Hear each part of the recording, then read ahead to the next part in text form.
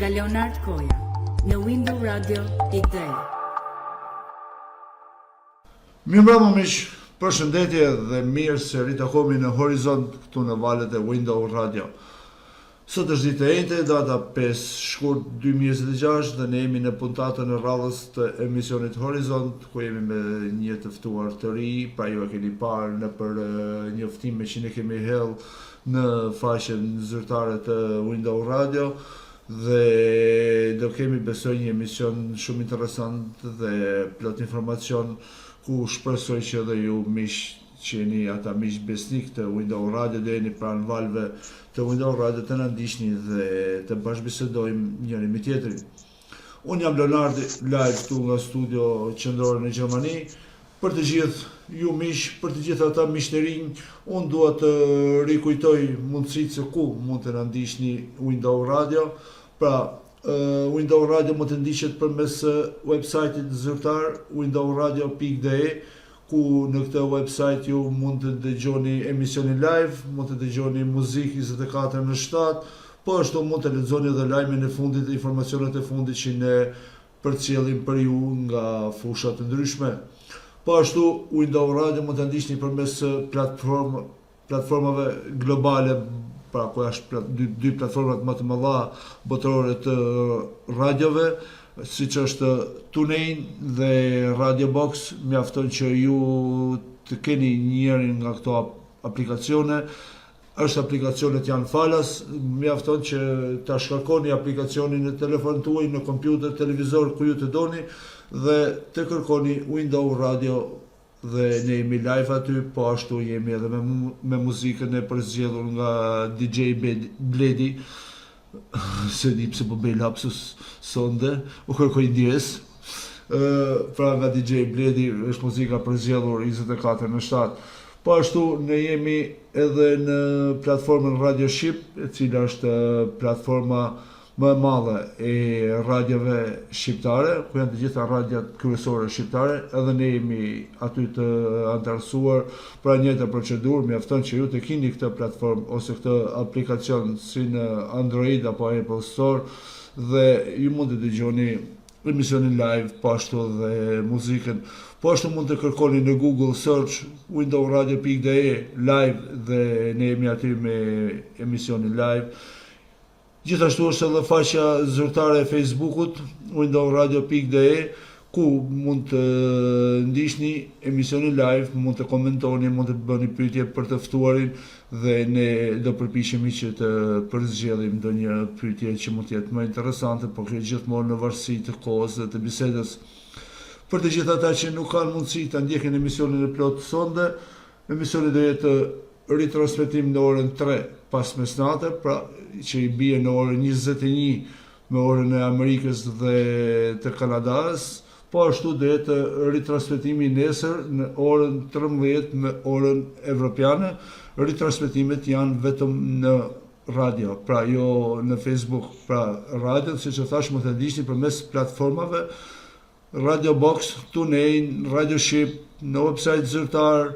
Pra mund të ndiqni edhe ritransmetimet e emisioneve, po ashtu dhe muzikën. Po ashtu nesër emisioni i sondëm do jetë në YouTube, në faqen zyrtare të radios Horizont Window Radio hapësirë.de.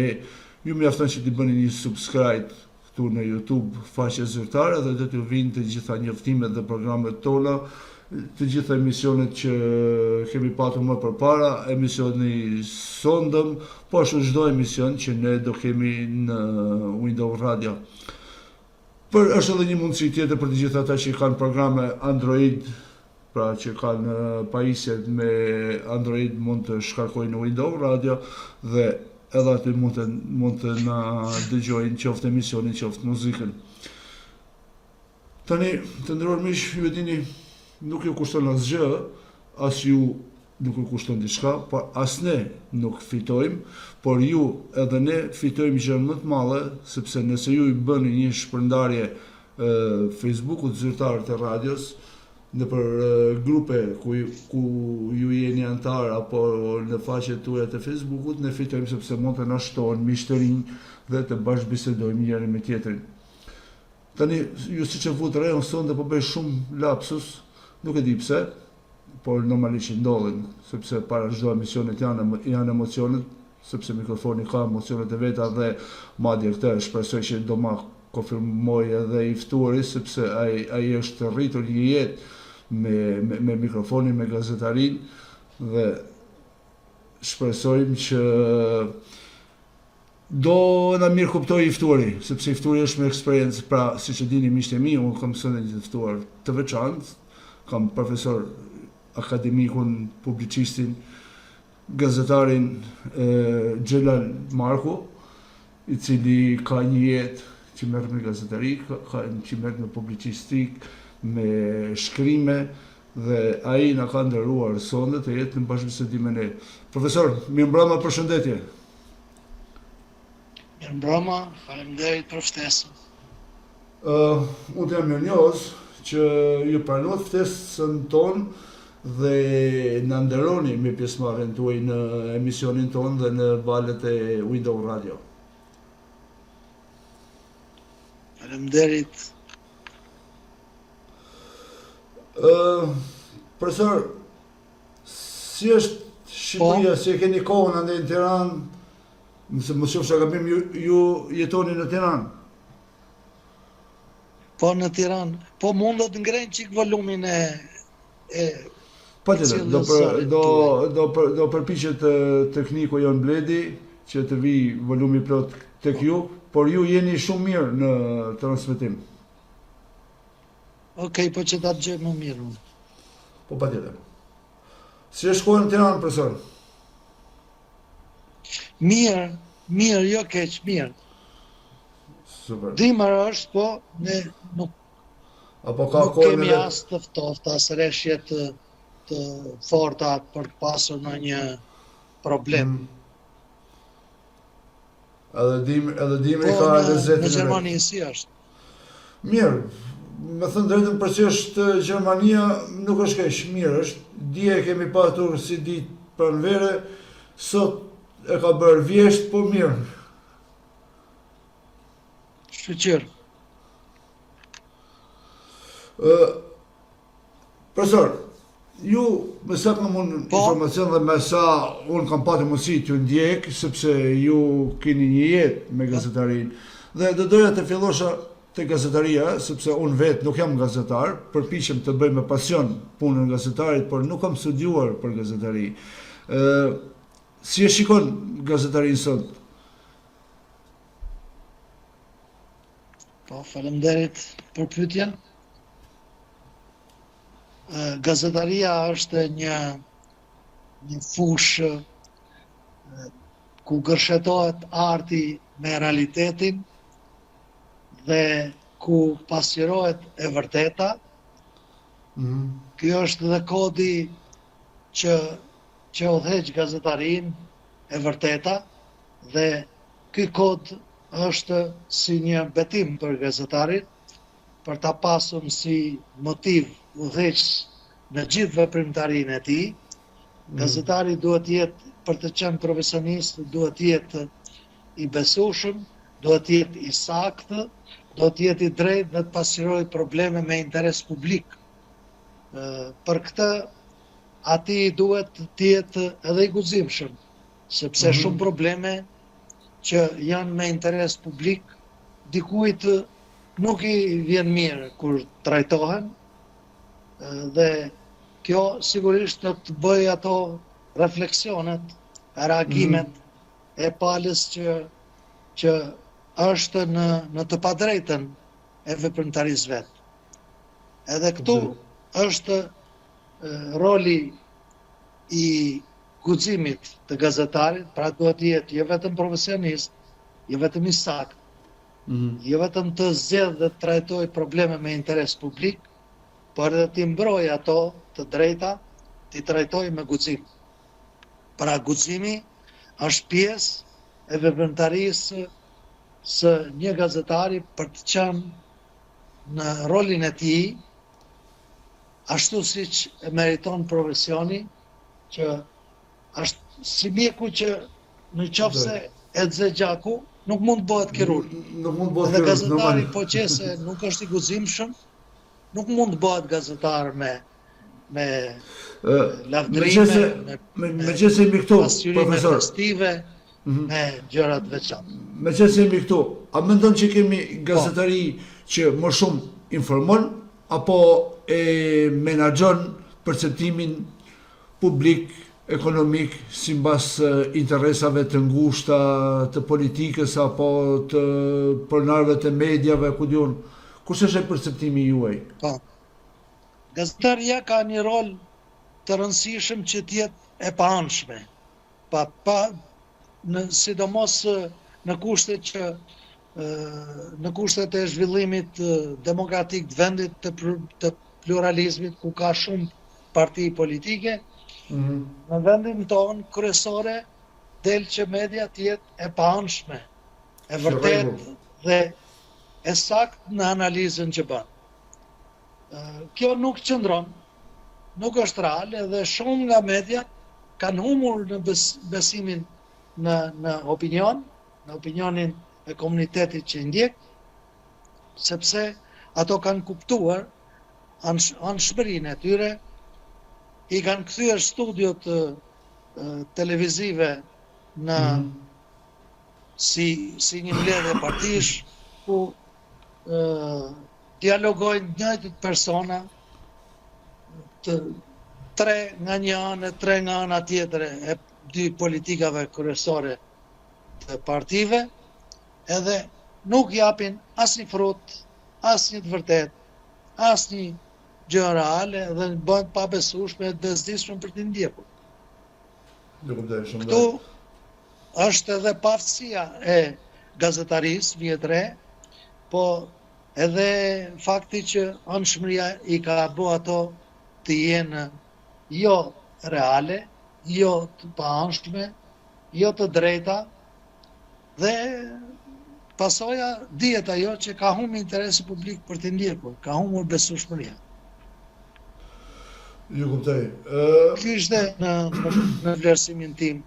Tani pa dalë tek emrat, se sot janë me qindra media, jo vetëm në kryeqytet, por edhe në gjithë rrethat e vendit, gjithë qarqet, që bëjnë politikat të caktuara, mbështetjet politikave të caktuara, dhe me të drejtë lind pasaj dyshimi se ato janë media të blera dhe nuk janë media që ja vlen për t'i ndjekur, janë më shumë propagandë se sa realitet edhe punë profesionale për të pasqyruar veprimtarinë e këtij vendi. Shiko profesor, me qëse jemi tek media, do doja një pyetje pak më drejt për drejt. A mendon që kemi një media rojtare të demokracisë, apo një media që i shërben klaneve apo një krah politik? E ka arritur media atë privatësinë e vet, ose atë pluralizmin demokratik të medias, do thosha. Media nuk është në rolin e vet, me të thënë të drejtën, dhe këtu fajet i ka edhe institucioni që e monitoron, që është AMA, që nuk vepron me sanksione, për të ndërkuar mediat e pa drejta, që pasqyrojnë një anshmërisht edhe në sasi, edhe në cilësi, qoftë edhe gjatë fushatave elektorale janë pa barabartë, edhe tregojnë, domethënë një anshmëri të theksuar në veprimtarinë e tyre. Kjo nuk është në të mirë të punës, është në dëm, dhe i ka bërë ato të bezdisshme në opinion.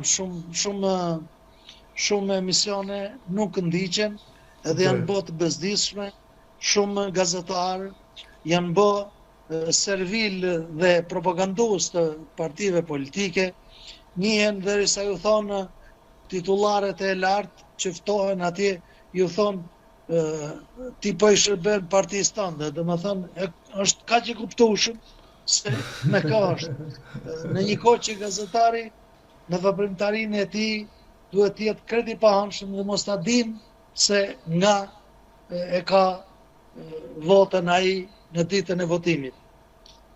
kjo është një fenomen negativ që një syqor e një vesh urdhër e bën shteti përballë kësaj se i intereson forcat politike të kenë ato favoret e tyre, të kenë propagandë mbështetëse për ta bërë të bardhën të zezë dhe të zezën të bardhë sipas interesit të tyre. Dhe kjo është një fenomen negativ.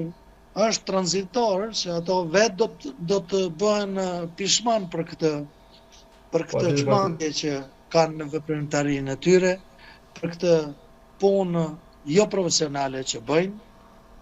Dhe kjo është një gjë që në opinionin shqiptar ndikon keq, as më tepër tek diaspora që ata nuk jetojnë realisht tu, vinë e shohin përkohësisht realitetin shqiptar dhe nuk arrin dot ti njohin këto veprimtari, këto gjëra të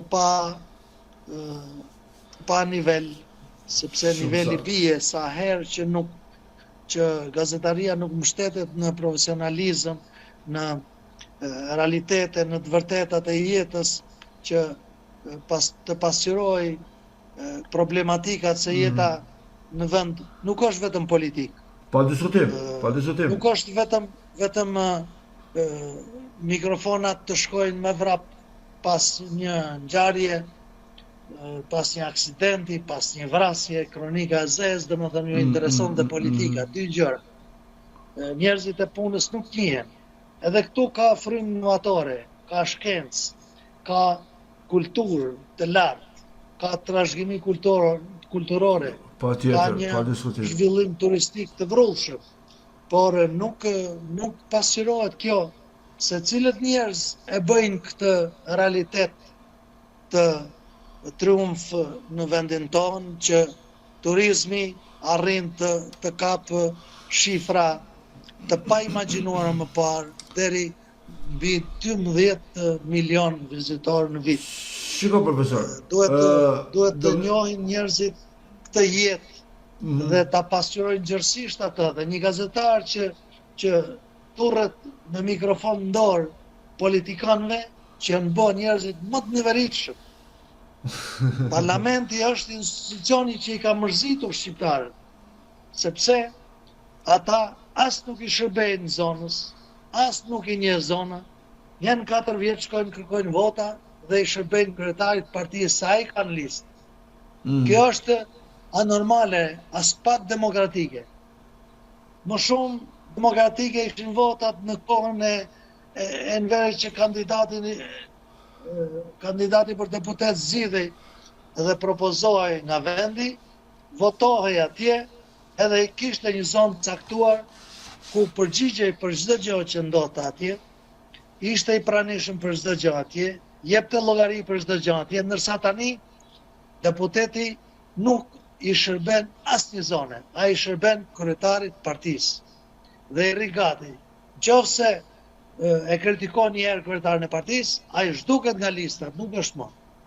Dhe ka krijuar një grup servilësh në politikë, kjo lloj politike dhe ky ligj zgjedhor, që është jashtëzakonisht i rrezikshëm për të ardhmen e vendit, sepse kemi parë që shumë deputet janë me një trashëgimi kriminale, kanë ardhur për interesa të politikanëve të caktuar, kanë hyrë në parlament, janë arrestuar, janë në burgje, dënuar, dhe kjo populli as si ka votuar individualisht, por janë personat listës që partia i ndastaj si puna e tollonave të mishit. Pra, tjerët ngelin pa gjë. Dhe kjo është faktike. Një parti politike e krijuar para 2-3 vjeç merr 75.000 vota. Dhe me 75.000 ndërsa partia në opozit që është ajo që i mbledh votat sipas ligjit, ajo nxjerr 35-40 deputet të vetë duke marrë votat e këtyre. Këto vota sfumohen, nuk del deputeti këtu për një gjë, për një llogari thjesht, votat i merr tjetri.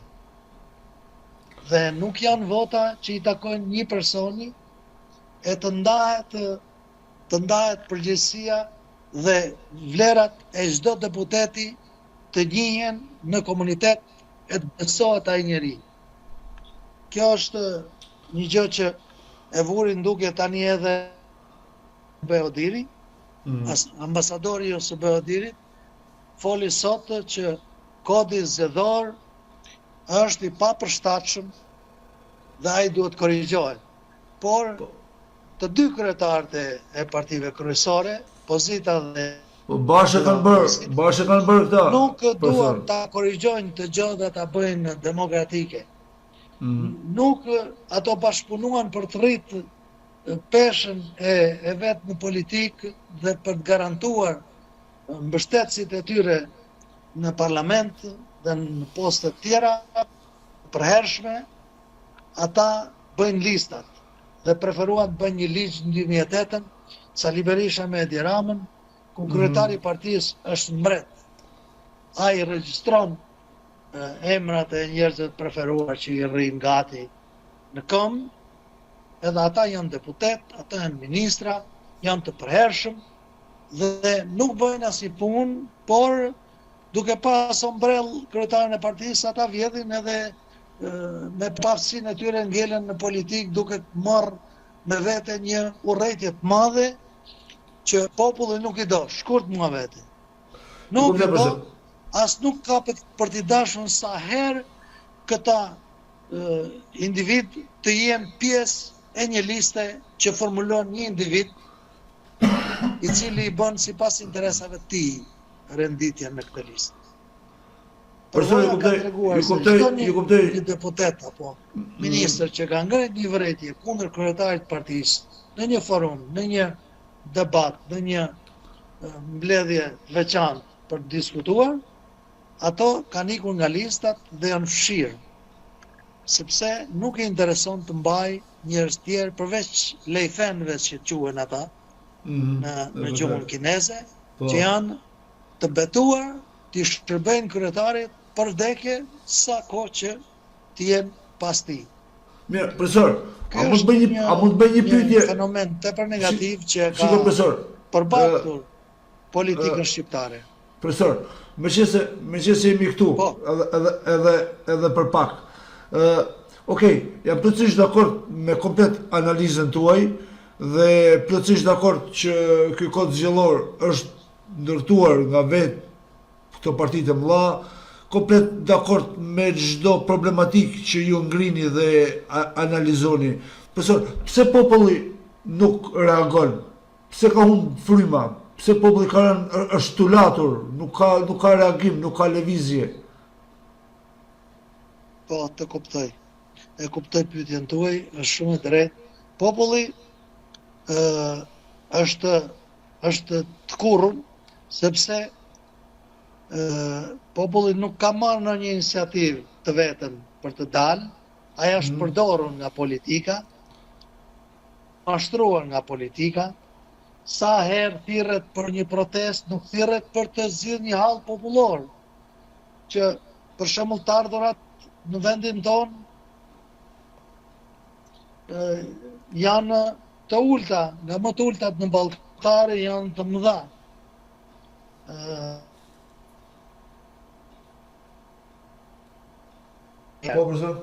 Pensionistët sot marrin 10 herë më pak se në kohën të jashtëbaneve Rogjës. 10 herë më pak.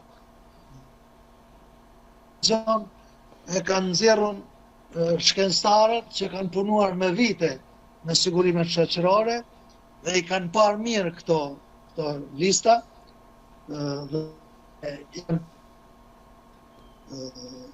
këto rezultate i kanë llogaritur dhe të arrijë që një deputet të paguhet sa 20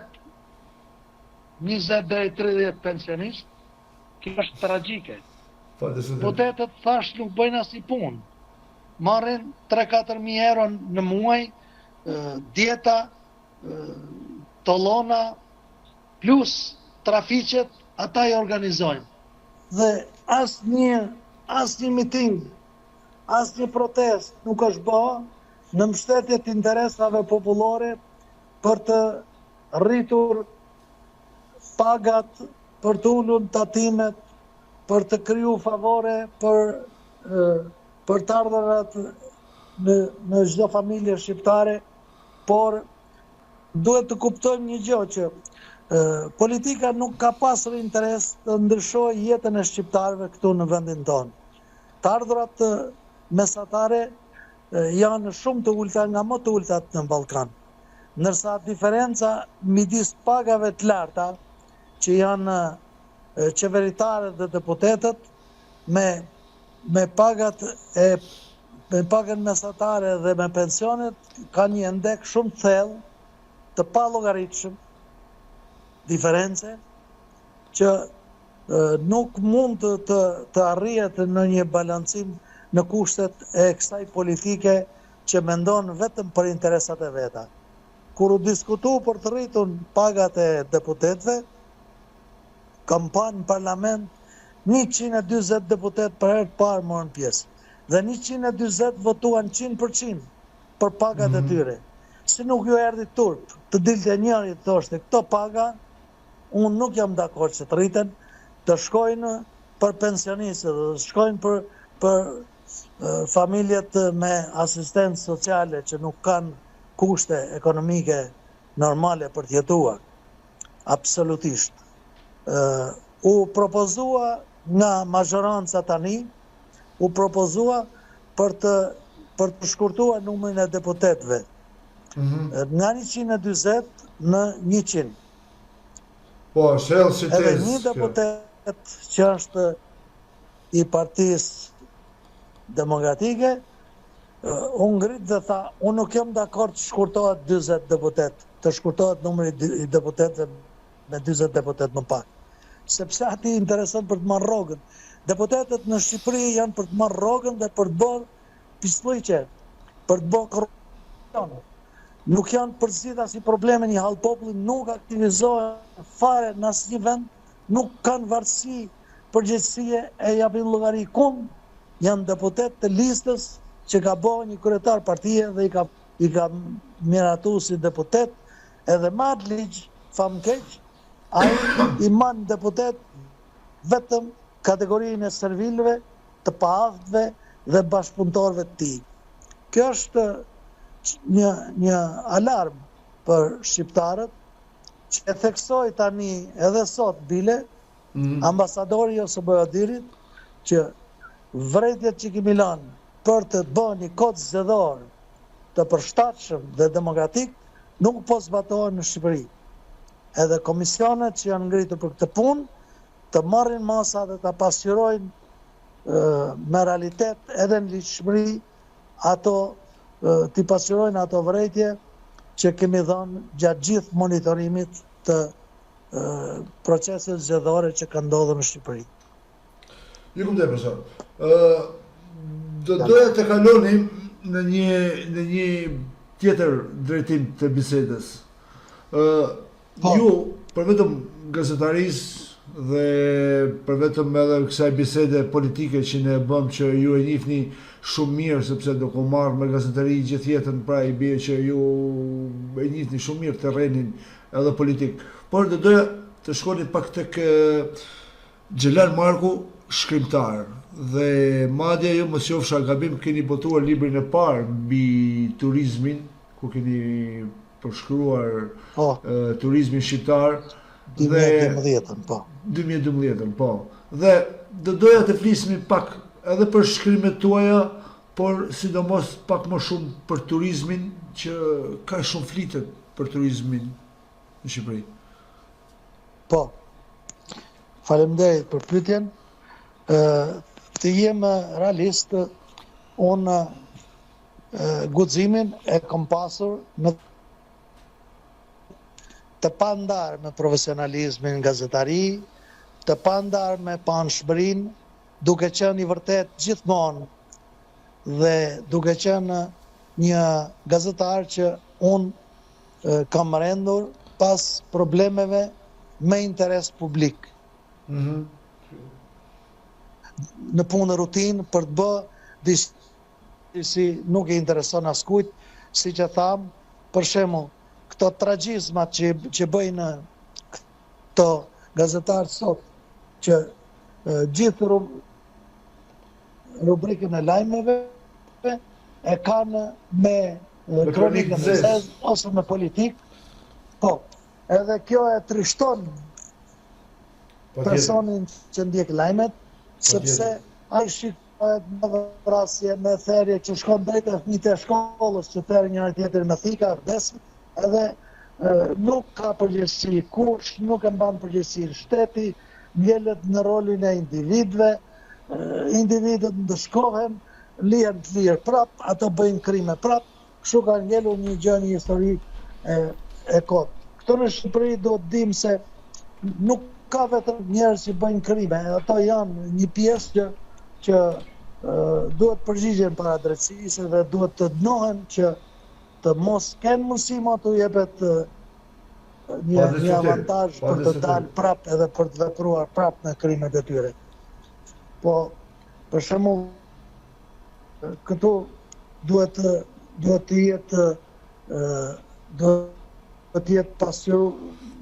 pasqyroj gazetaria edhe njeriu shkencëtar, edhe shqiptarin novator, që studion e bën çuditëra, e bën shumë progrese në ekonomi, në bizneset private, në shumë fusha.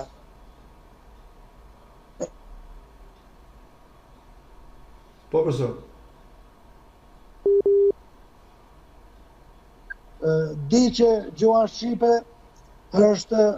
është ndër gjuhët më të vjetra europiane.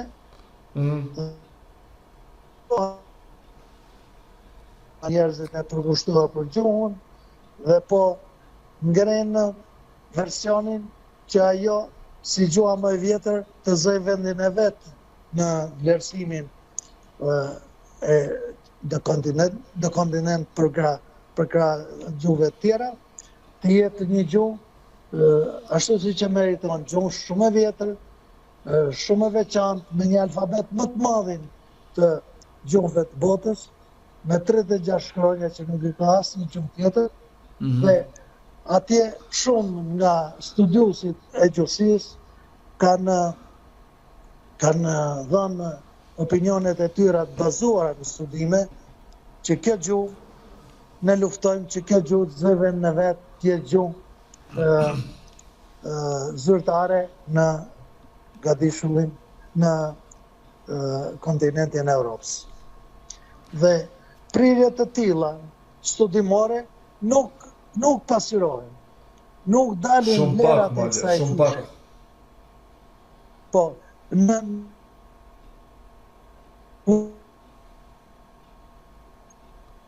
për shembull, me studime ne e fituam që Lautën ta bëjmë pjesë të UNESCO-s, që luftonte edhe Serbia për ta pas të vetën, jo të vetën, por ndoshta është e jona. Po diskutim. Është e vërtetë.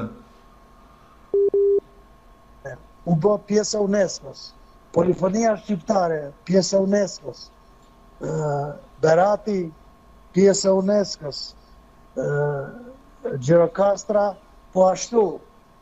Butrinti, ka pasuri të mëdha të trashëgimisë kulturore Shqipëria, që bën një arsenal të madh resursësh që me të vërtet, do të thënë, e bëjnë shqiptarin ta shohë me sy e ta prek me dorë ardhmërinë e industrisë turistike në vend, me zhvillime shumë të vrrueshme, siç edhe po ndodh.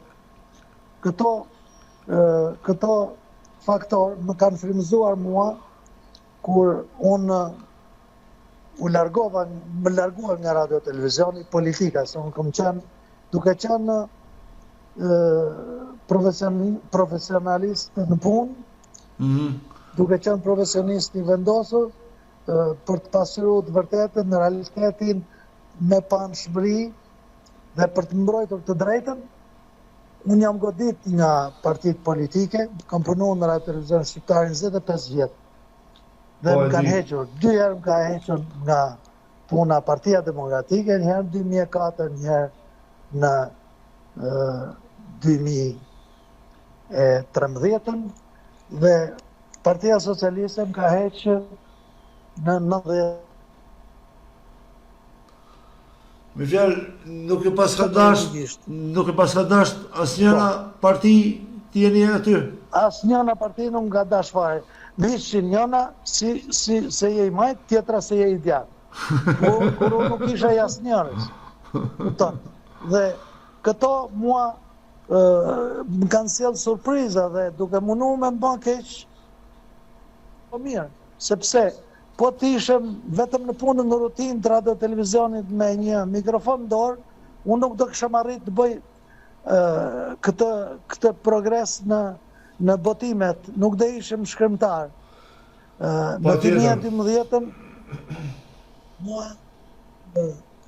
2012 mua duke qenë se isha pa punë, më mori një ministër për duke më njohur nga afër, më mori në punë dhe më mori specialist të drejtoria e marrëdhënieve me jashtë dhe publikun, edhe specialist i turizmit, tani nga gazetar unë bëra specialist i turizmit. Shkova fillimisht në panairin ndërkombëtar të Londrës, janë 25 panairë që në të gjithë botën që Shqipëria merr pjesë prej shumë vitesh. Edhe unë aty pash që të gjithë vizitorët që vishin në aty të ajo stenda jon, ku ishin 220 shtete 5 mars, sa një qytet i tërë. Patjetër. Akademik dhe profesor doktor kërkoshin libra, ne s'kishim libër, vetëm ca flet palose. Edhe sot, për fatkeqësi e këtij vendi, edhe sot flet palose mbushin ato stendat e panajrëve ndërkombëtar. Si ka mundësi profesor kjo? Po ka mundësi se korrupsioni bën to. Dhe tash unë nxora konkluzion nga ajo. Kur u ktheva, shlimet e mia që kisha në 25 vjet duke vizituar gjithë pikat turistike të Shqipërisë dhe e dishëm gjërat, i përdora dhe më dha mundësia duke qenë të Ministria e Turizmit të lëviz në shumë sektor, në shumë pika turistike, në shumë destinacione turistike, të njoh nga afër shumë objekte të rëndësishme të trashëgimisë kulturore, të njoh shumë resurse dhe unë i dhash vetes një program të brendshëm të bëj një libër. Kur unë kisha realizuar 70% të këtij programi, në ato angazhimet që merrshin gjithë specialistët e turizmit në kuadrën e 100 vjetore që ishte 2012 të pavarësisë, edhe unë bëra një angazhim, thash, do bëj librin për turizmin. Edhe ato nuk e besuan, por në atë rast ministri tha, nëse e bën, tha, ti do shpërblehesh për këtë punë edhe gjithë shpenzimet do t'i bëj ministria. Unë e bëra jo në fund kur ishte festa në nëntor, po e bëra qysh në maj gati libri. Dhe kur i thash, tha, i kemi shpenzuar lek, tha, ne, tash s'kan ngel lek, tha. I shpenzuar për aktivitetet tjera. Edhe nuk ma botoj librin. Atëherë, miqtë e mi më kanë ofruar secili nga sipas mundësive. Njëri 50 euro, tjetri 100, tjetri 200. Është bërë me kontribut vullnetar. Edhe libri u botu me kontribut vullnetar.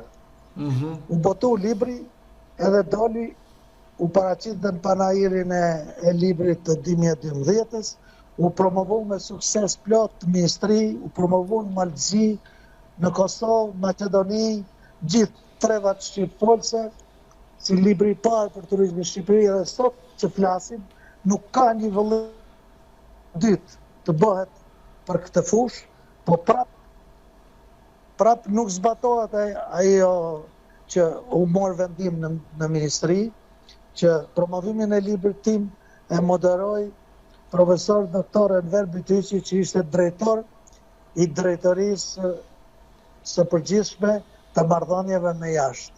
E përshëndesim profesorin sepse unë e kam mik dhe përshëndes. Po, edhe ai e mori përsipër, pa i thonë unë i qova liftes për të marrë pjesë këtë veprimtari, i thash unë kjo kënaqësi, po s'm dash të ngarkoj.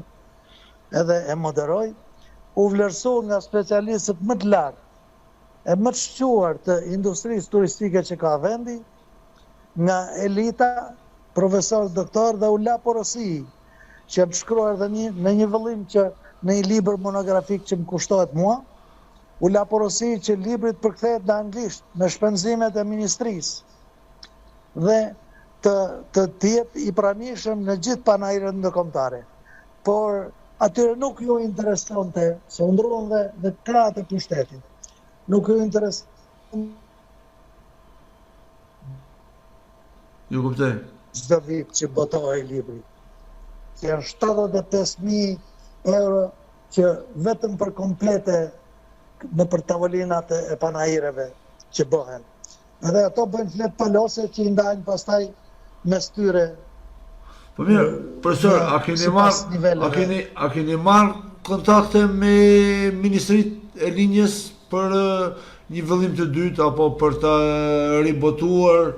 Nuk kanë interes me bë vëllim dytë, as nuk e merr kush përsipër atë. Fare. Si ka Nuk ka. Po prapë se bëjnë, ja. Shkojnë marrin atë rrobë, vinë vërtet, 4 ditë punë e 2 pushim, e 3 pushim, edhe kështu shkop. Pushim e ma shumë se sa punë. Ju kuptoj. Ne kishim vetëm dielën pushim atëherë. Bile kom pas rast që për të rritë në objektivin e 2012, unë kom shku edhe dielave me punu atje. Ditën e diel. Edhe vetëm roja dinte se çfarë po bëju. Dëzhurë. Ju kuptoj. Unë duke dashur të më bëjnë keq si gazetar i vendosur, mua më kanë hequr nga puna shumë herë. Masi botova librin, një ministër i pa kulturë, i pa formim, që nuk kishte marruar shkollën e mesme, dhe shkoje qunë në Qipro për të mësuar diplomaci, një dhe kështu marrëdhënie ndërkombëtare, edhe sa ato me dëftesa false të shkollës mesme në disa që i kanë bërë të lojra, edhe u kësi ai ishte i paformuar, ai s'lexonte as një gazetë. Ai i thoshin urime se u boshëm nga 2-3 faqe në 2 numra gazete gjatë javës për turizmin, i thoshin në qeveri urime filani, s'pële me emër tani, s'nduhet gjë, sa është një zërarot. Edhe urime i thoshe, përse qa ka nodhë? Po e qave më shtypin se ke 2 faqe gazet. Ja qonë të sekretarja të nënvizuara me ngjyra, gjitha, ai nuk i lexonte as titull. Ai me pyet sot nuk e di çfarë titull gazetash qarkullojnë në Shqipëri. Le më të ketë lexuar në libër. Njerëz pa formuar, këta kanë bë çarisjen këtu në Shqipëri. Dhe tani heshtin sepse i ka kap lista korrupsionit edhe përgjigjen atij i thrasin në prokurorinë e posaçme, her pas here, njërin pas tjetrit, me radhë shkojnë aty. Profesor, duke patur... Në vend që të mësh probleme, që u isha me kontratë definitive, dhe botova librin nuk kishte as 6 muaj që e kisha botuar librin. A erdhi në 2013, në fund 2013, ministra aty, dhe i pari që të më ishte mboqi mua. Edhe i foli i ndjeri Sokololdashi, ishte dhe fushat zjedhës, 1 muaj bështën zjedhë. Tha, qa ke bo mërë, tha. Nuk e di, tha, për që ku e ke lafë, tha. Po filanë më si e ke bo këtë zjo, tha, në krejtë në të.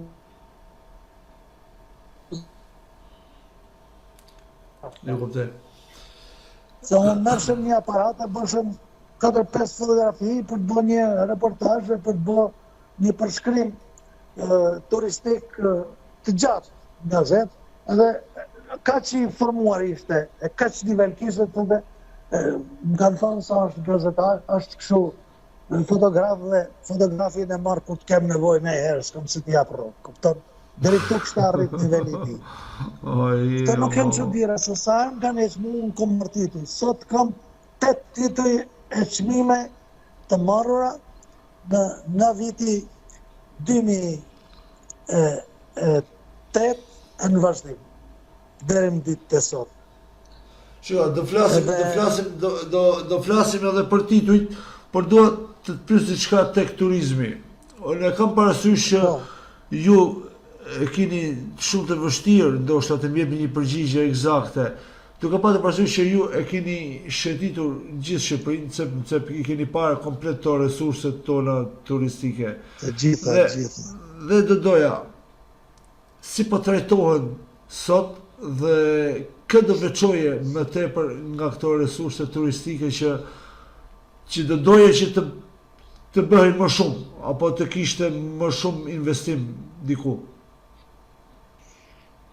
Po, normal që këto vitet e fundit kanë qenë të vrullshme në drejtim të investimit për turizmin, për të përmirësuar rrjetin infrastrukturor të lëvizjeve. Tani Shqipëria është afruar me rrugët e përmirësuara, edhe Saranda për shembull që bëhej për një ditë udhëtim, bëhej për 10 orë, tani ajo bëhet për 3 orë gjys, 4 shkon atje. Janë hapur tunele, janë bërë rrugë, janë bërë zhvillime atje, janë bërë ndërtime fantastike për turizmin. Pavarësisht se çfarë marrin hovë me vrullë dhe thonë pse vihet dorë te Butrinti. Nuk vihet dorë te Butrinti për të luajtur në ato objektet e trashëgimisë. Po atje duhet zhvillohet edhe një vend ku të pres njerëzit të shkojnë marrin bukë me vete atje, mos kenë me pi një kafe dikur, mos kenë ku me nejtën, ku me fjete. Industria turistike këto ka, të kryesh kushte edhe të majtë malit në destinacione të turistike që të ketë kushte. Jo të shkojë të vizitohej edhe tike. Ai do më nejtë me i pa gjërat, me i kalu, janë gjithë ato objekte që duhen njohur edhe kanë interes bota turistike që ti njohë ti shoh. Unë them që ka pas ndërhyrje mjaft në zhvillimin e turizmit duke krijuar infrastrukturën. Kohët e fundit tani edhe për destinacionin turistik të Lurës, ku e njohur për liçenet e famshëm që ka ajo. Po, ishte bën e pakalueshme, me karagjata të jashtëzakonshme, nuk shkonin më me makinë njerëzit deri atje, po shkoshin me kuaj.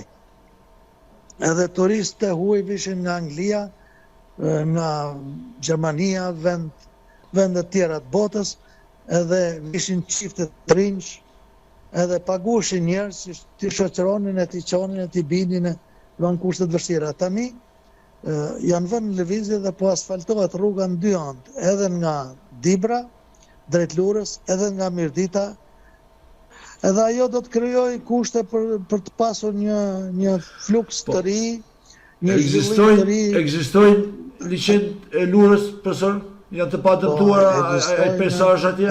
Ekzistojnë, janë dëmtuar nga zjarret, janë dëmtuar ato gjelbrimet natyrore, janë dëmtuar, por atje vetë krijohen pyet, edhe kanë ndikuar me mbjellje, por vetë krijohen shumë shpejt. Bëhen sa zhveni që i prodhon ato, prap gjelbrimet. Mirë po, duke parë se nuk ka dënime kapitale të forta për këtë punë e zjarreve të qëllimshme, ato e përdorin ato. Pse e përdorin? I vënë zjarrin se thot për ta fikur na paguajnë 50.000 lekë në ditë dhe shkojnë atje tu fik ato. Deri këtu arrin mentaliteti, domethënë të marrin 50.000 lekë në fakt. Edhe janë disa vatra të dëmtuara që shpresojmë kjo histori të ike, sepse nuk ka pasur një zjarr vetëm në Kosovë.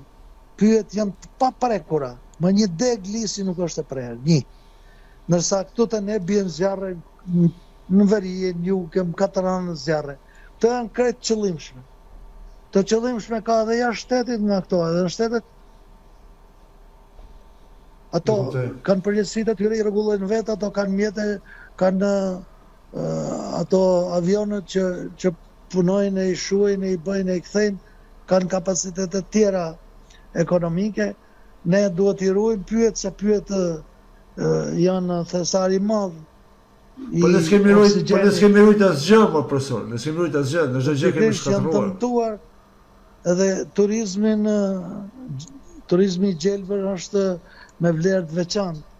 Turizmi i bardhë po ashtu, për shembull, nuk ka ndonjëherë tani në Lurës janë bërë rrugët në një farë mënyre shumë më mirë se kanë qenë. Kishin shkuar shumë turist për turizmin e bardhë, të skive, të udhëtimit me mjete në për bore, kanë shkuar edhe të huaj tani këto kohë. E janë bërë edhe gara rrelli, janë bërë disa veprimtari atje, por kjo të futet në investimet për rrugët, edhe t'i bëj këto sa më të përshtatshme për të vizituar. Edhe ndërtimet nuk kanë munguar, janë krijuar në çdo destinacion. Profesor, do dali pak tek letërsia. Pra ju keni më qofsha gabim edhe librat e tjerë të shkruar, të botuar.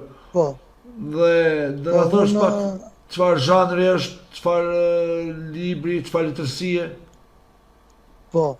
Unë këtë vitin që kaloj, çdo vit kam në program që bëj, redaktoj libra dhe shkruaj, nuk lë pa botime. Vitin 2005 unë promovova një libër tjetër të ri, që u vlerësua shumë, portret dhe monografi ka titullin, është një libër që do vazhdoj, se ishte vetëm fillimi i parë ai.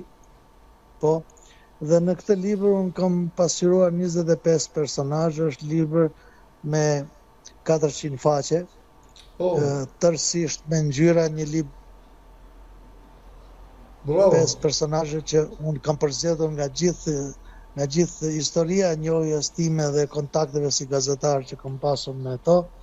Janë personazhe që më kanë ngel memorien time, edhe unë i kam përshkruar me dashuri e me respekt të veçantë, si njerëz me kontribute, njerëz virtytesh, njerëz të shquar të fushave të tyre përkatëse, janë zgjedhur nga shumë profesione, nga shumë fusha, nga shumë me gjeografi të ndryshme, me i fjalë. Dhe janë edhe drejtues me vlera të veçanta, janë edhe specialistë të lartë, janë edhe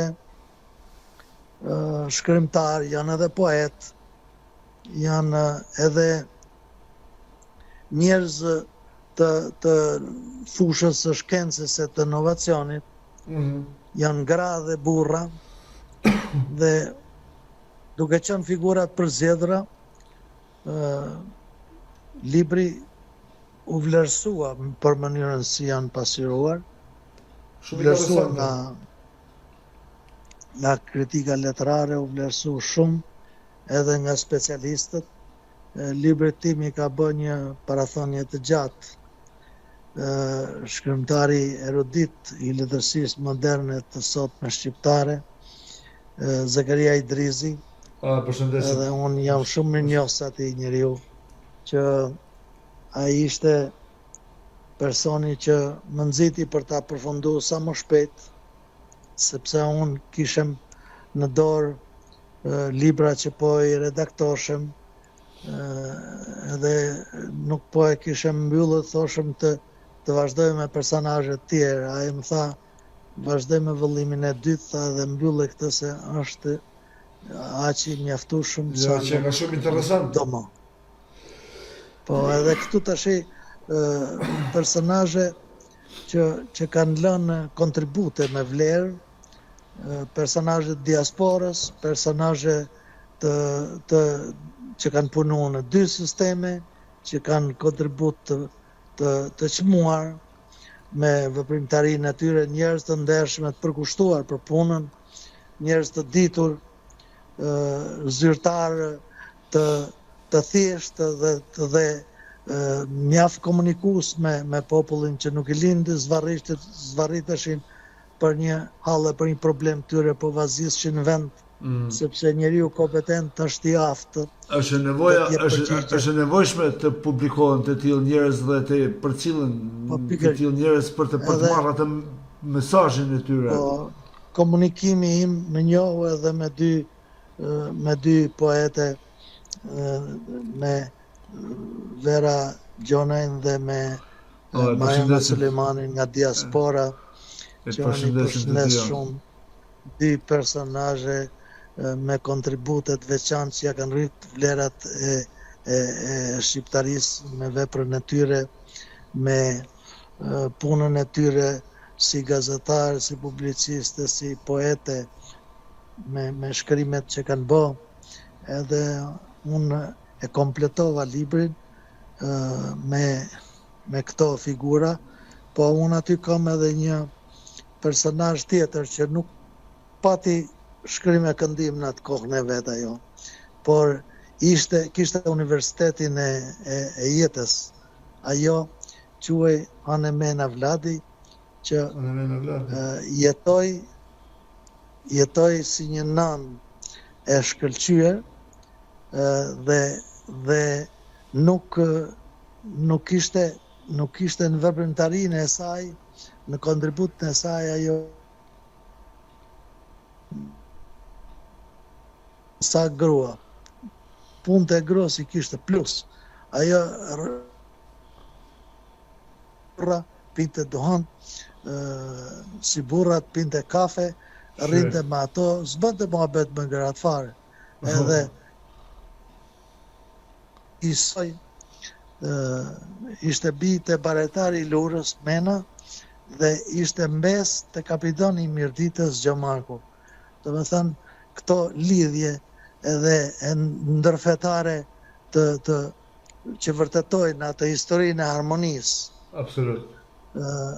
Po, harmonisë fetare, një fenomen tepër unik që ka mahnitur botën, harmonia fetare në Shqipëri, dhe tërheq vëmendjen e gjithë turistëve të botës që kanë ardhur, ku brenda një shtëpie në Lurë, gjysma fëmijëve të 2 palindëve, të nënë babë që kishin,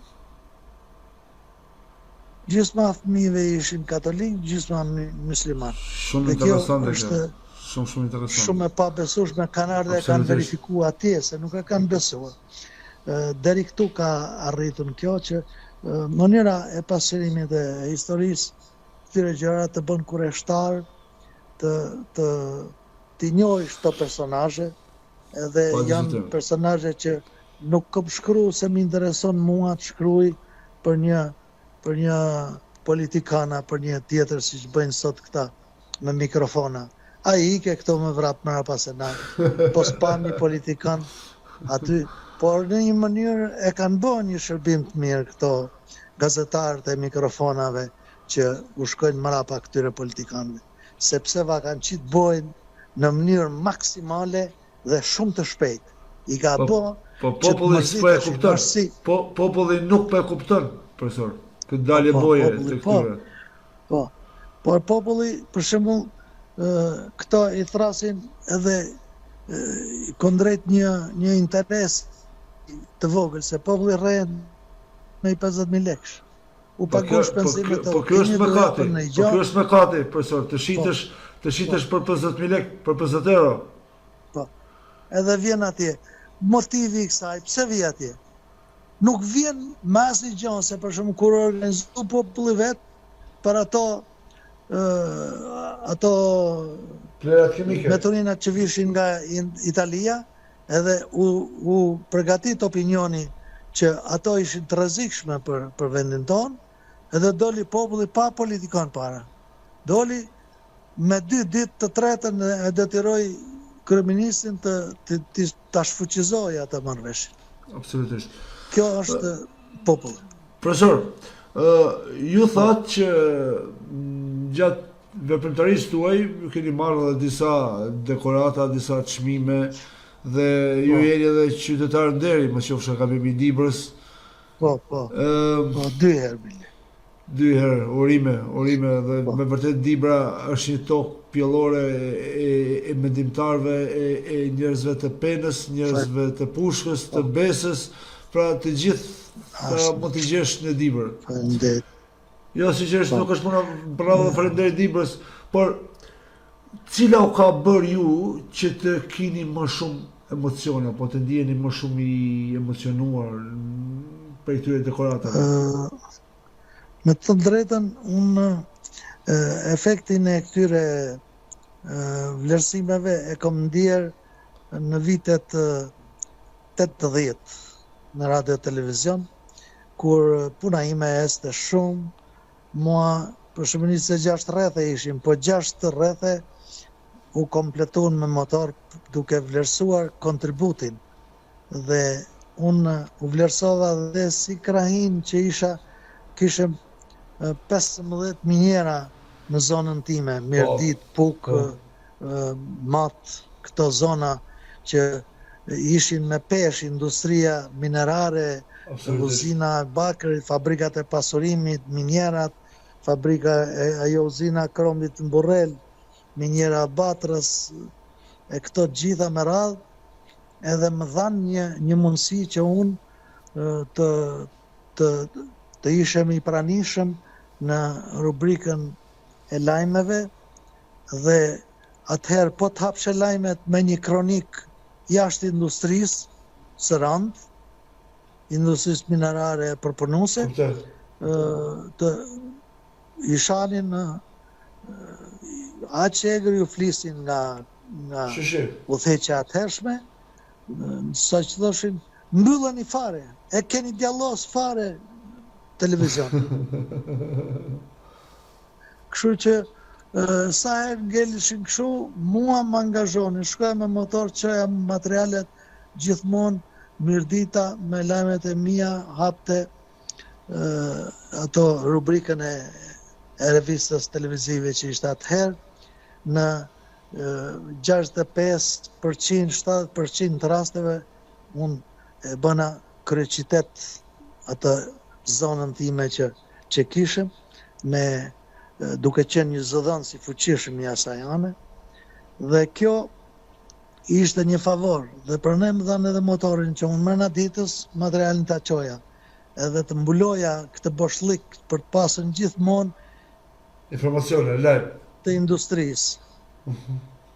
Të industrisë, mos me ritmi i industrisë, ajo qanë të blokadën, si kanë razvanët për Profesor, atë pys të më shuash një korreshtje? Sepse unë atë periull e kam jetuar si fëmijë mi fjalë, sepse unë demokracia apo ndryshimi i sistemit më ka gjetë adoleshent. Po dëshë të pyesja një pyetje kështu direkte. I fryshit ndonjëherë ato shifrat? Mi fjalë, bashkë shifrat e gënjeshtë këta? Mua nuk më ka ndodhur ndonjëherë. Jo, mos më kesh kupton. Jo, shikoj, fal, mos më kesh kupton, nuk po them për ju, po them si sistem, si Po i kanë bë. I kanë bë, i rrumbullakoshin ato, e fuçin. Po unë nuk mund t'i bëja këto, s'm ka ndodhur asnjë rast të reklamimi, asnjë rast. Kupton, edhe nisur nga volumi i punës, mua më është dhënë titulli gazetari i kategorisë parë 2 vjet para fatit. Ky titull jepej në 7 vjet. Mu më është dhënë në 88-ën, më është dhënë titulli gazetari kategorisë parë në media, edhe mora rrogën 9.000 lekë atëherë, që ishte rroga më lartë. Edhe shumë kush bërtiti aty thanë, po si u dha ati, sa ai si ka plotësuar 7 vjet. Tha, ja dha tha drejtoria në mbledhjen e saj, edhe me vendim të plot unanim në vlerësim punës. Punoni si ai, tha, dhe ta merrni dhe ju. E mora ata unë. Mërna një kohë të shkurtër, ishte e Kurudha që ndërtoi atëherë. Milot Rëshen, në që është Po, Milot Rëshen. Edhe unë pasqyrova atë vepër, ishte një vepër e madhe për atë kohë që ishte, me shumë sektore, shumë rini që punonte atje, shumë mjete.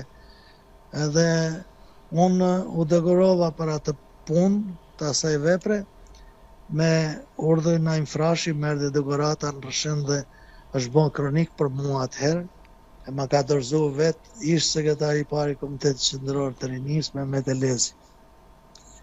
Dëgëratën, edhe kjo ishte e dyta.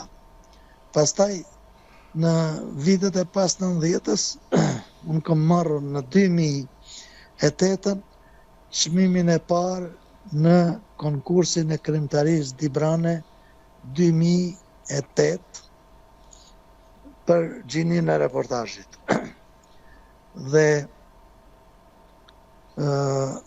unë në këtë konkurim unë shkova sepse jam vetë më origjinë Dibran, unë jam nga Reçi i Dibrës. Pavarësisht se kam punuar në zona tjera, kam qenë mësues në gjimnazin e Rëshenit 2 vjet dhe pastaj gazetar. Masi kam marru të lartën tonë në Tiranë, gjuhëletërsi. Po pse pastaj ju keni jetuar në Rëshen, jo në Dibër? Në Rëshen kam jetuar 30 vjet. Dhe me thonë, unë kam shkuar në Rëshen 22 vjet mësues në gjimnaz, që 4 vjet më të vegjël ishin matura e gjimnazit me mua. Ka që ishëm i ri fare, sa po dal nga bankat e universitetit, nga auditorit. Edhe pastaj, mas këtij aktiviteti, që unë dola me çmim parë, pastaj organizoj Mirdita. Unë kishem 12 vjet që isha largu nga Mirdita, kisha në Tiranë, organizoj një spektakël show me veprimtari të kombinuara, me këngë, me intervista, me pamje filmike nga materialet e mia, kronikat që kisha bë, kronikat më të mira, reportazhet më të mira që kishem bë, dhe i morëm nga radio televizion, shkum atje, erdhi një panel i radio televizionit me figurat më të ndritura të tij, edhe shkum në Rëshen. Atje unë isha si një ciceron personazh që do të shpjegoja ato pamje që ishin në ekran të madh aty në skenë, ndërthurej pastaj me numra artistike, me tjera, një veprimtari shumë e veçantë që për herë të parë u bë për një gazetar të medias në Shqipëri. Edhe kjo ishte një vlerësim. Mas asaj, në 2009 unë mora mirënjohjen e Mirditës për punën 30 vjeçare në radio televizion për një epokë që unë e themelova vetë, do me thënë, ishem gazetari i parë që nisa të pasuroj arkivin e radio televizionit me histori nga jeta, ekonomia dhe shoqëria e kohës në Mirdit, me gjitha zhvillimet. Edhe pastaj në 2014 unë kam marrën titullin qytetar neri nga ish komuna e Reçit në Dibër, vendlindja ime. U bë një fest atëherë në Dibër me këtë rast, dhe në atë ditë që kam marrë vlerësimin qytetar neri i Reçit, në atë ditë Bashkia e Peshkopisë ka ardhur dhe më dorëzoi edhe mirënjohjen e Bashkisë Peshkopi për përfaqësimin dinjitos të figurës Dibranit në një rreth tjetër, edhe që e bën Dibrën krenar me vlerat e tua. Kështu e kishte. Edhe pastaj në 2017 përsëri ka qenë nga Dibra një vlerësim, për kësaj radhe shumë i madh, nderi i qarkut Dibër, ku përfshihen 3 bashki dhe 3 rrethe dhe 4 bashki. 4 bashki, po, sepse... Edhe ishin 101 antarë që kanë votuar, të gjithë të në rretheve, vetëm kryesia e këshillit ishin 11 antarë. Fillimisht është votuar në kryesinë e këshillit, pastaj janë ngarkuar njerëzit për të përgatitur votimet për mbledhjen e gjithë antarësisë këshillit. Edhe kur më kanë thënë, nuk e kam besuar, domethënë se nuk njihshim asnjë prej aty. Edhe kjo është titull më i lartë që ka marrë një gazetar i medias deri më sot, Nderi Qarko Dibër. Këto janë vlerësime zyrtare, nuk janë shoqatash, kupton? E kuptoj. Po, dhe pastaj në 2021 kam marrë titull akademik në vlerësim të punës studimore që kam bërë për turizmin shqiptar, i cili janë vlerësuar si vetëm një grup autorësh mund ta bëjë një libër të tillë, dhe jo një autor i vetëm, me atë kontribut që ka, ku është gjithë historia turistike e vendit, qysh në shekullin e 5 e këtej, domethënë me ato zhvillimet turistike që ka pësu vendi gjatë gjithë kohëve e deri në ditët e sotme, me potencialin turistik, me resurset turistike që ka Shqipëria. Profesor, me qenë se ju përmendët titullin akademik, do të bëj një pyetje shumë që lind në mënyrë natyrale. A mendon që akademia ka dështuar për të ndërtuar një mendim të lirë kritik? Këtu në Shqipëri, Akademia e Shkencave nuk po funksionon. Mund të them që po vjen gjithmonë duke u zbe, sidomos gjatë kohës që e ka drejtuar Skënder Gjinushi, ajo ka marrë fund, sa ishte një politikën i mbaruar, i iku partia, e shiti partinë, edhe u kthye atje. Ai nuk ka bërë asnjë veprimtari, ai s'ka botuar një libër për vetë. Ai ka marrë do titull ku ka studiuar në Francë, si e quhen atëherë për favoret që kishte, edhe ku erdhi funi, nuk ka krijuar asnjë gjë atje, vetëm çka ka penguar, se ka bërë kështu si zyrtare këtë punën. Ai ulet në zyrë, rrin 8 orë atje, edhe nuk ka bërë në një gjë konkrete, si themi se i ka hap një rrugë, një perspektivë të re. Edhe kjo është e pa pranueshme. Nuk kanë programe, për shembull ka qenë kohë më parë, kur ishte para 90, po Akademia e Shkencave kishte fondet e veta, kishte akademikët që rreshtoheshin secilin profesion në vet, bëshin plane, miratoheshin, edhe plane me afat deri kur fusë. Fonde mund të ketë edhe sot, profesor, po varet ku shkojnë fondet. Dhe tani një fjalor, që quhet fjalori i madh i Shqipës, që është miratuar që është në fund viteve 80, edhe ka pas të përfunduar punën me grup pune me gjithë. Ai fjalor akoma nuk është botuar. Jo fondi është varritur dhe tani e kanë futur në internet për të.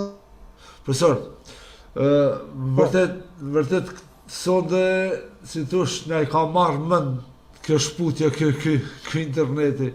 Por do doja edhe një pyetje si përfund. Duke patur parasysh që sot kemi universitete plot. A mendon që këto universitete më shumë po prodhojnë diploma se sa njerëz intelektual të guximshëm qytetar? Tani këtu ke prekur domethënë atje ku dhe më shumë, sepse universitetet kanë hap një plagë të madhe pas 90-s. Ka rënë niveli shumë, është bë një brez që nuk po justifikon veten në fushën e studim ndryshme. Tani mbaron universitetin, s'ka asnjë planizim. Se çfarë do bëhet me këto kuadra që janë shumë universitete private, prodhojnë ata, po ku do shkojnë ky numër? Këto do t'i ndërtojnë këto raporte shteti. Këto njerëz që studiojnë për juridike, që studiojnë për mësuesie, për mjekësie, për inxhinjeri e tjera, ku do të zhvillojnë aktivitetin e tyre. Edhe duke qenë se nuk ka një planizim dhe një harmonizim të këtyre proceseve, njerëzit ngelen pa punë, ikin jashtë shtetit, punojnë punë të rëndomta atje, edhe dikush edhe shkollohet atje merr një diplomë të atij vendi edhe ecën përparon. Por ka një mospërputhje të madhe dhe ka falsitete. Shumë profesor i kanë kapur në flagrancë me tezat shitura, i kanë kapur me vlerësime fiktive, me kundrejt pagesës. Ato kanë bërë ca libra falso në universitet me plagiatur, edhe kanë marrë doktoratura të pasakta dhe pa vepër të tyre, dhe fitojnë me atë, sepse unë pata rastin tim. Kishim njëri të njohur unë të një fakultet, edhe e bënte lëndën e turizmit. Edhe unë i thash, a mundet të më aktivizosh, thash që lënda ime e turizmit, ajo librimi i turizmit të merret nga studentët, se i shifshem në bibliotekë kombëtare 5 duke studiuar, se 5 kopje ka biblioteka kombëtare nga butimin që kam bë, e 5 tjerë duke pritur. Edhe i pyeta studentët, unë thotë, na ka thënë detyrë mësuesi të lexojmë këtu sepse nuk i pri dispensa që ka botuar ai. Edhe thotë, kemi ardhur këtu. Tashi kur i thot ai miku im, i thot, a mund të bëni këtë gjë? Thotë, do më mesh të më atë unë marr çdo vit, thot, marr 15.000 euro, thot, me libra që shestu, se i kam listën e studentëve, thot, ti do më heq këtë mundësi, thot, në asnjë mënyrë. Edhe kjo është korrupsion. Ku ta preksh është korrupsion. Korrupsion edhe në dije, pra ku të shkatrosh arsimin, të prishësh arsimin, të prishësh dijen. Po. Tash edhe niveli i arsimit. Ata nuk punojnë më për nivel. S'kan imazhin e të mësuarit që të studioj. Ne kishim emocione kur kom qenë student. Do të thënë, drejtëshin legjet e kam, studioshim mjaft, po nuk ishim garantuar si do dilnim.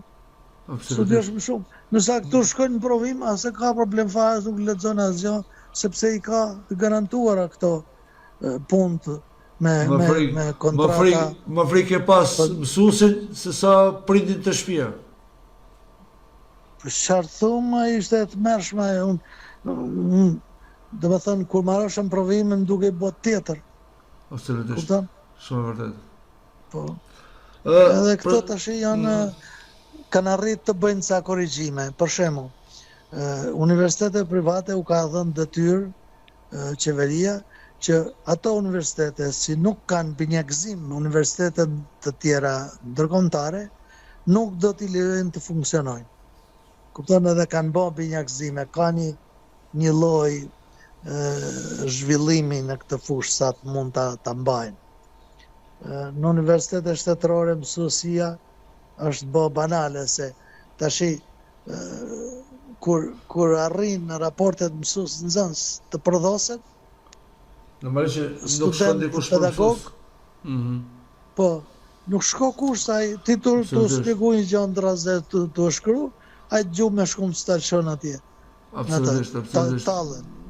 E vën loj edhe e bëjnë, i kërcënojnë, i thot provoje mos ta vesh me atë. Ne po prodhojmë, si thosh, jurista, infermier, po prodhojmë ku diun, ekonomista, por po ngelim pa profesionist, po ngelim pa shkolla profesionale, pra nuk kemi njerëz që mbarojnë për një profesion, qoftë elektricist, qoftë mekanik, ku diun, merangëz, ku diun. Edhe vetë Ministria e Arsimit, qeveria, ka vënë detyra për të bërë një ndryshim në arsimin e lartë.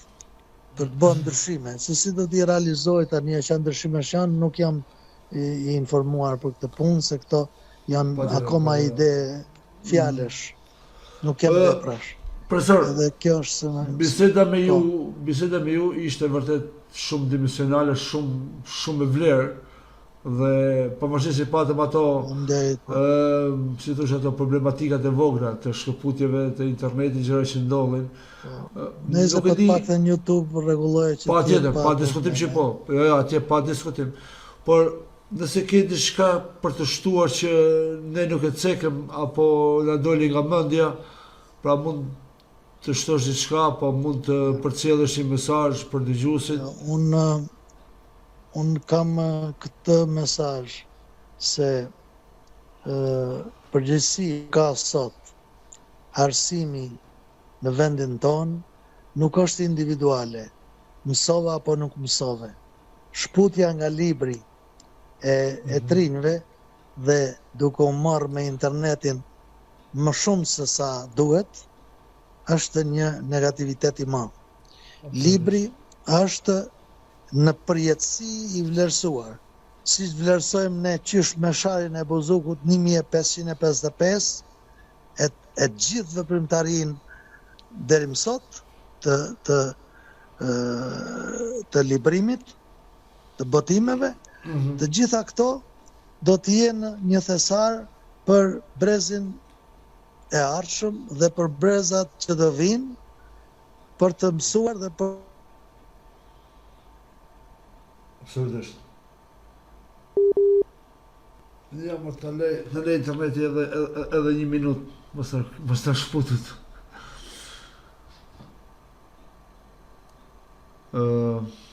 Ka në linja me zotin Xhelal Marku, ne ai përjepte mesazhin e tij si përfund të emisionit.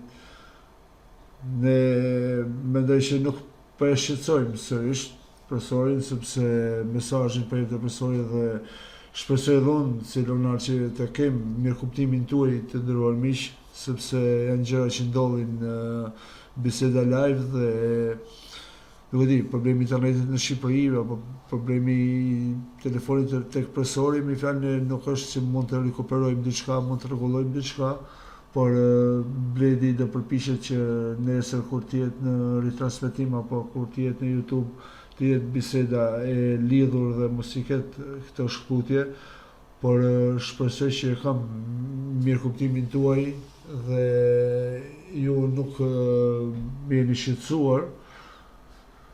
Ju falenderoj përzemërsisht, besoj se ka qenë një emision i këndshëm me vlera, sepse zoti Xhelal Marku ka një jetë të tërë në jetën publike, pra në gazetari, në turizëm, pra kudo që ai ka punuar, ka lënë një emër pozitiv. Unë do të falenderoj të gjithëve për vëmendjen dhe u lë takim nesër mbrëma në emisionin e radhës, si dhe ju rikujtoj që ritransmetimi do jetë vetëm në radio, sonde në orën 3 pas mesnata ose në orën 21 me orën e Amerikës, si dhe nesër në orën 13 me orën evropiane do jetë ritransmetim vetëm në radio, po ashtu është edhe në YouTube, në faqen zyrtare horizonwindowradio.de. Pra, mjaftoj që t'i bëni një subscribe në YouTube dhe do vinë të gjitha emisionet. Përzemërsisht, faleminderit për vëmendjen tuaj dhe ju përqafoj me zemër të gjithëve dhe uroj natën e mirë dhe shumë faleminderit për kohën që na dhuruat.